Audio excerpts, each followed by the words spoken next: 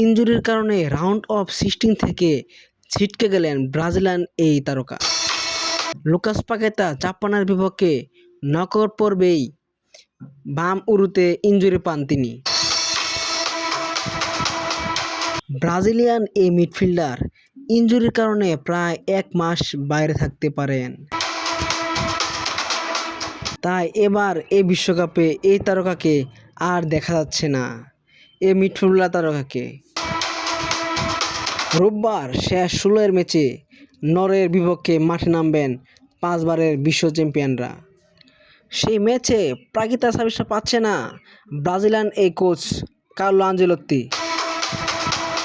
Creative midfielder পাকেতার জায়গায় যদি দানিও সান্তোসকে খেলানো হয় তাহলে কেমন হবে, এই বিষয় নিয়ে চিন্তিত Carlo Ancelotti. Lucas Paqueta Brazilian এই দলকে জেতানোর জন্য অনেক গুরুত্বপূর্ণ ভূমিকা পালন করে থাকেন।